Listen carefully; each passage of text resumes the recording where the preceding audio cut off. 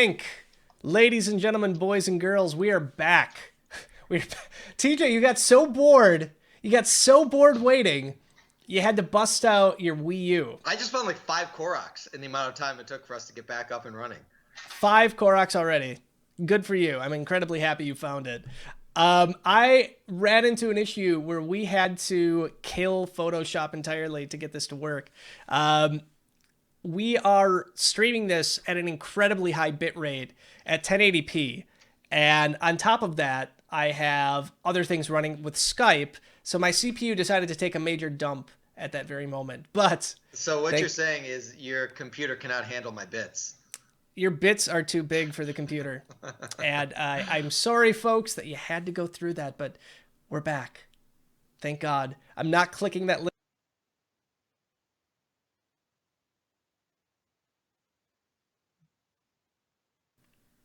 lineup. So 1 second, I'm gonna add the microphone back so you guys can actually.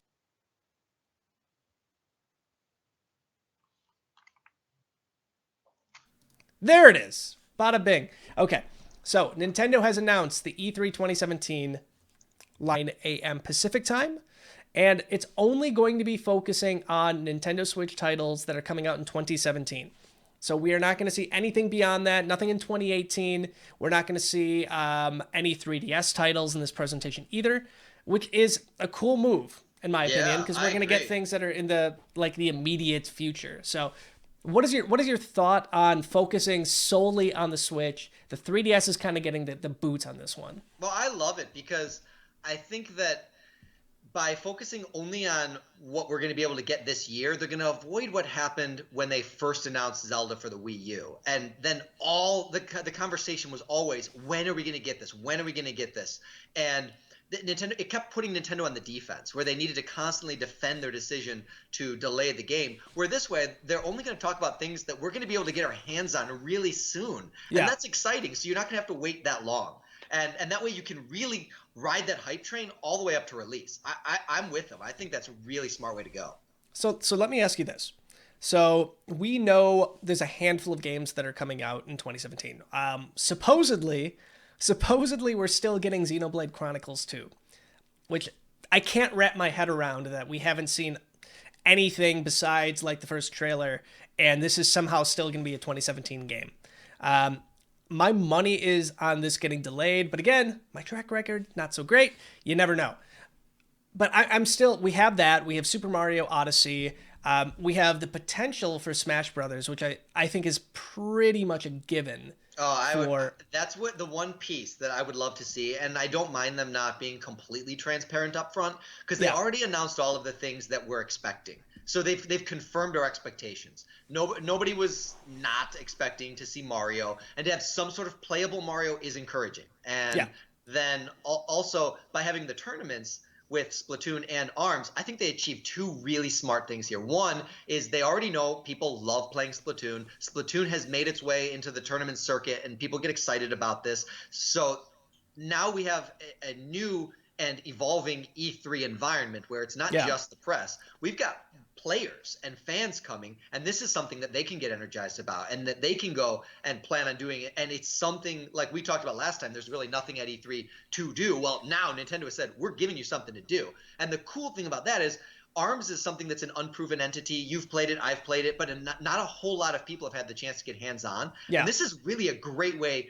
to create an event where people are already there, and so you're not going out of your way to play ARMS, but it's a way for you to have the opportunity to do it and to fall in love with it and to experience it in a place that you already are. And I'm really down with that. I think they made the right move. And the digital event is something that I've always been a big fan of, and I can see Yeah. the appeal because they don't. It's not as risky. Live events are risky. If you've seen Apple events where they're trying to get their phones to connect to show off certain features and it's not connecting, that's not selling projects. That's creating internet memes.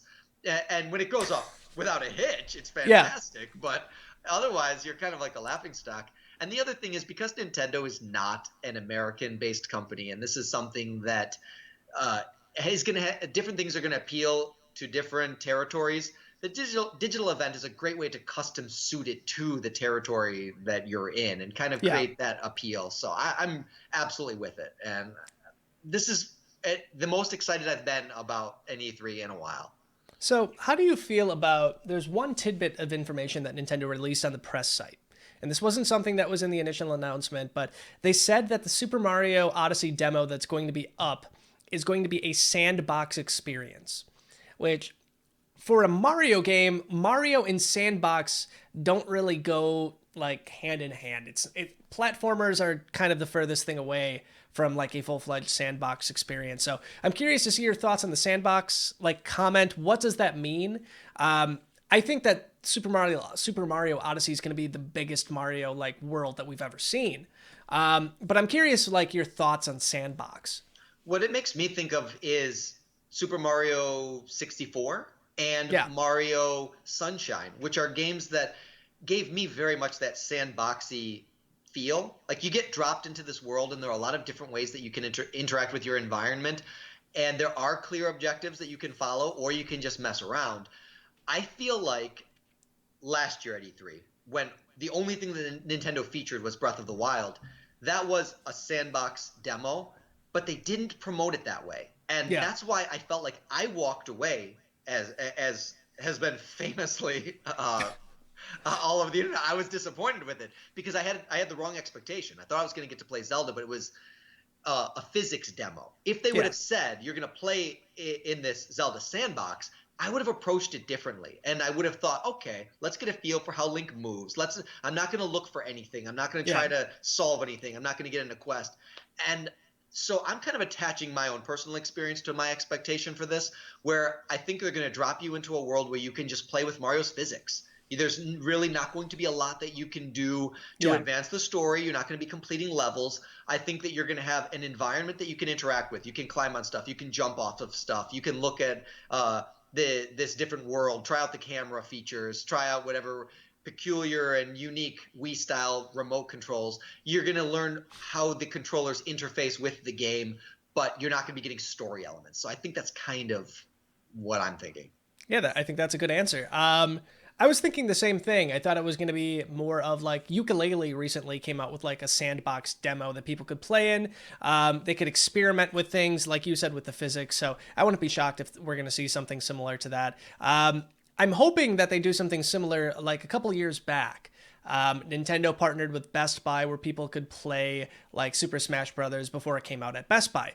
It would be cool if they did something similar to that, or if they just released like a timed demo so people at home could play it. So I'm excited to see what they're going to do with Mario Odyssey. My only ask for Nintendo at this point is please, please, please give us a Mario Odyssey line of amiibo, or at least a Mario Odyssey amiibo. I would love that. I'd love to add that to the collection. You want Even though that white tux Bowser? I would take that in a heartbeat. Oh yeah. Wedding dress Princess Peach, I know that Lauren would be all over in a heartbeat. So I think there's a lot of other things that we can talk about with E3 as well. So besides that event, we have the Treehouse event, which I think everybody already kind of expected was going to happen, and that's going to happen immediately after the Spotlight event, so the main event. That's going to cover 3DS. That's going to cover Nintendo Switch. And they're going to be talking with developers and playing games as well. So I think we're going to get a lot of new information from that too, because we know the Nintendo Switch isn't dead yet. There's a decent amount of, or not the Switch, excuse me, the 3DS isn't dead yet. We have a decent amount of stuff coming out for the 3DS still this year. We have Fire Emblem Warriors, which we haven't really seen a lot about recently. And is that the first game that's going to have dual release on the Switch and the 3DS? I think so. I wonder if we're going to be seeing more of that. Is that a sign of things to come? I know they're doing something similar with Dragon Warrior, and that's going to be in Japan. There's going to be a 3DS and a Switch version, but I don't think they're coming out at the same time. It would be cool. I both love and hate that. What I love about it is that it allows you to experience the game in two different systems. But what I hate about it is if you want it on both, you have to buy it twice. And Yeah, that's how they get you. that kind of bugs me. I'll buy Hyrule Warriors every single time they release it. I bought that game 3 times already, and all of the DLC. So what I want to be able to do is to buy a 3DS game and play it on the Switch if I want to. I understand that can't always work because some games are very dependent on the 2-screen interface, but it would be nice to play some of those 3DS titles on the big screen if I wanted to. Yeah, I'm still excited for a few things. I still love my 3DS.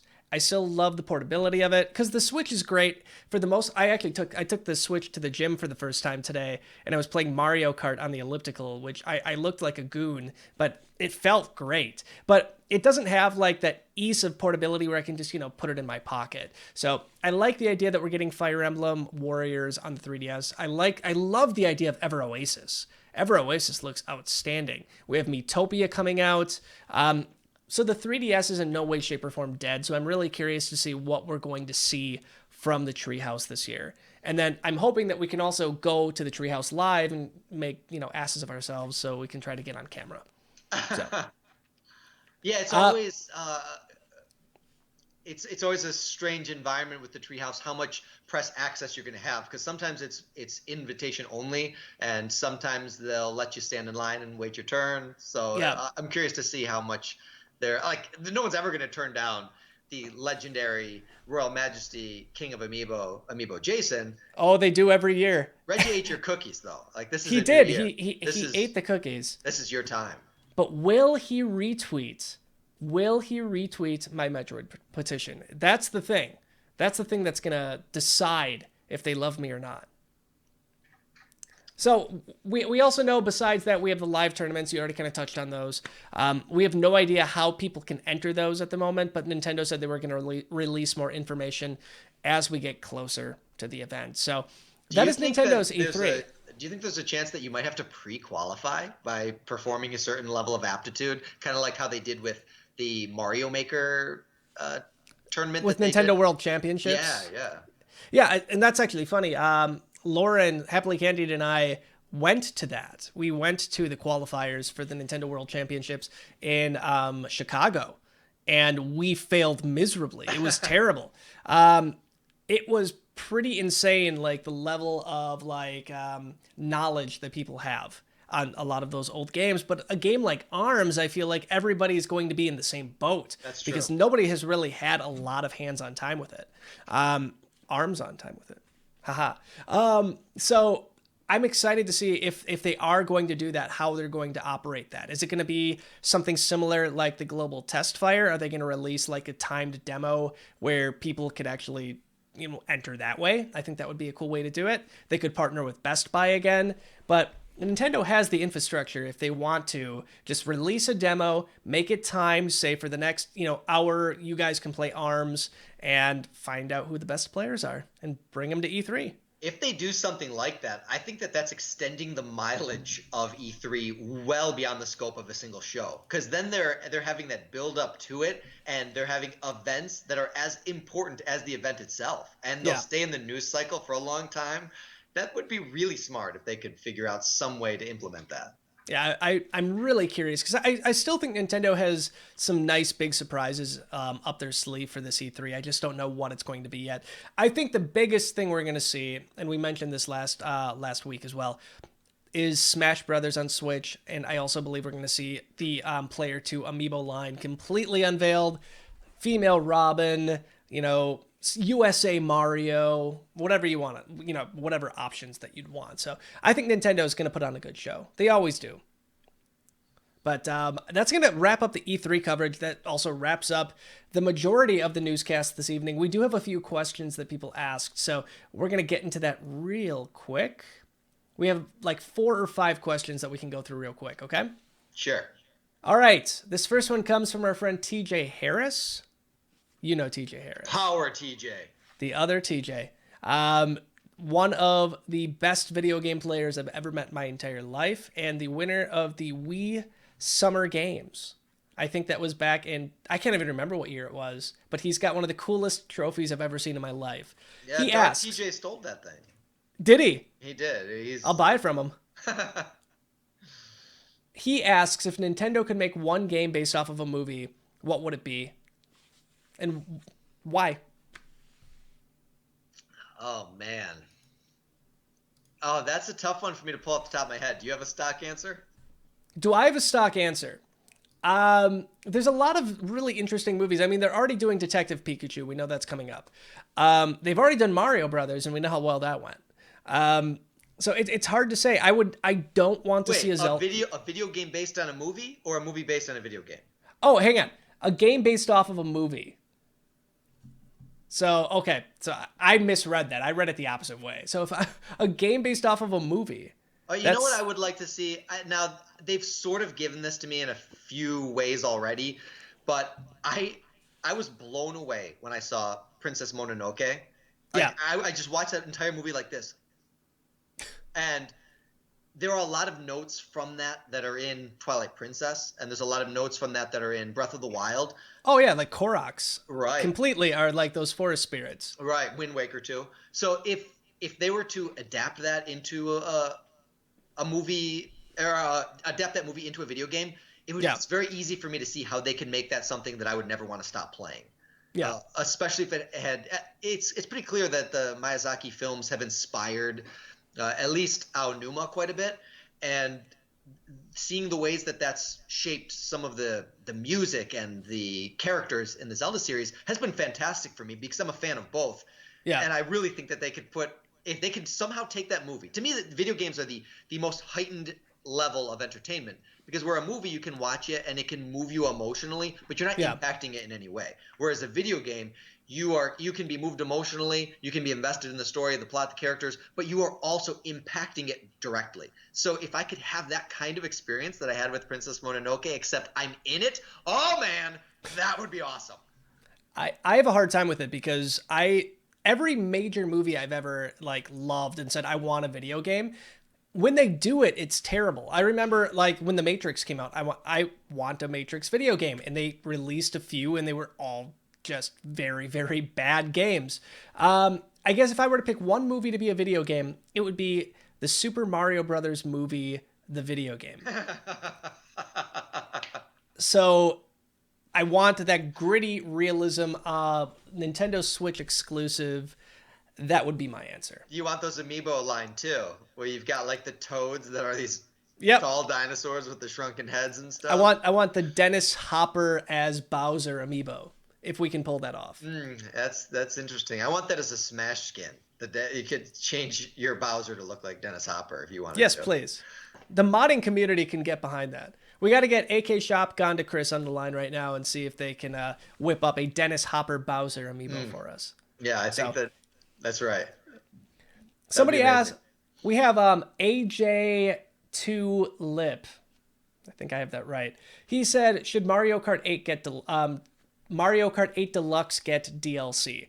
So it's not asking what we want to see. It's asking should it get DLC. It's hard. It's Yeah, I hard think to say. so. I think that instead of dedicating time and resources to adding DLC to Mario Kart 8, their time might be better spent making Mario Kart 9. Yeah. I don't know that it's worth it for the Switch to get its own dedicated Mario Kart. Maybe it is, but with every iteration of Mario Kart, the game is transformed usually for the better. Although Double Dash was the height of Mario Karting because you could take somebody who literally is horrible and has no ability whatsoever, throw them in the bucket seat, and have an awesome time. Yeah. So if what I really want to see is to find a Mario Kart 9 that has a unique identity from Mario Kart 8, and I kind of want them to move that way. I think going back to Double Dash might be the right way to do that, especially with the way that they're branding the Switch as this unit where you can crack off the controller and give it to another person. If you could ride the same seat, that would be even better because then you don't have split screen that you're dealing with. You can have two players on one device, and that would be super exciting. Create brand new courses. We don't need to add new courses to this one that we've already been playing for 5 years if you're a Nintendo fan, and it just seems like it distinguishes the game from the original version in too many ways when Mario Kart 9 is still a pipe dream. Let's just move down, warp on to number 9. I feel like we are years away from 9. We should be, because eight just came out. When you mentioned Double Dash, and I said this on a newscast probably about 2 years ago, when we first started doing newscasts, that Mario Kart 8 should have gotten some sort of Double Dash DLC, and I don't think it's out of the realm of possibility for that to happen. I'm expecting DLC. I'm thinking we're going to see DLC for it at E3. I know some people are like, well, this is supposed to be the definitive version. It already has all the characters unlocked. But again, I think Nintendo knows that it has a hit with this, and they're going to release some sort of DLC. But if they did some sort of DLC with it, the biggest thing they could do would be completely change the mechanics of the game by adding Double Dash into it. So completely optional, like imagine like 50cc, 100cc, 150, 200, and then Double Dash, and completely change up the way you're playing. I think that they would sell a lot of DLC and a lot of copies if they did that. So Double Dash, as you mentioned, it's kind of the pinnacle. It has such a strong following even right now. So if they did go that route, I feel like they would fans would go nuts.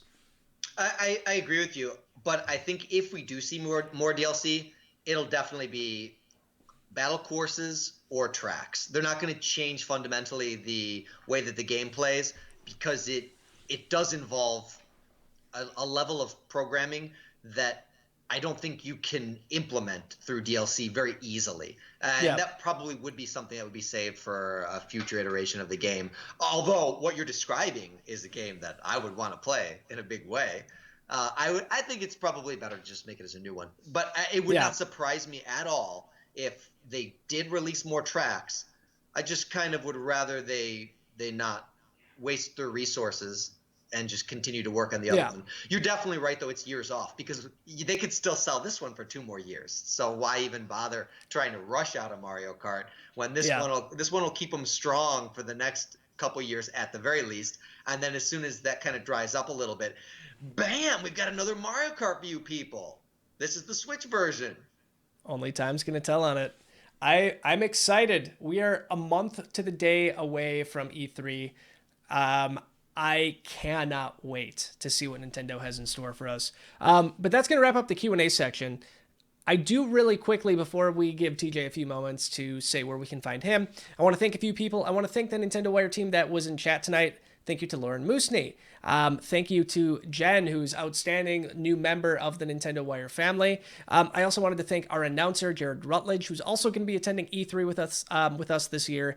Thank you for doing an amazing job announcing, and thank you to everybody who stuck with us even through our technical issue that we had tonight. The joys of doing a live newscast. But where can we find you besides on this very channel? Yep, all my good stuff, as Jason said, is right here. You can binge watch it all right now. But if you want to follow me on social media, the best place is on Twitter. You can follow my customizing adventures at Custom Conquest. I've also been very much in the habit of putting all of my Nintendo Dad posts on that account. And then if you want to follow my characters, Hero TJ, you can find him at Smash Me TJ. And if you want to find Dark TJ, you can find him at Smash Me Dark TJ. As always, he came out again. I still remember the first newscast he came on. He was out like the entire show. I know. He pretty much just ran the show. Sometimes he did. It was a dark time. Amiibo were hard to find. He was frustrated with that, so.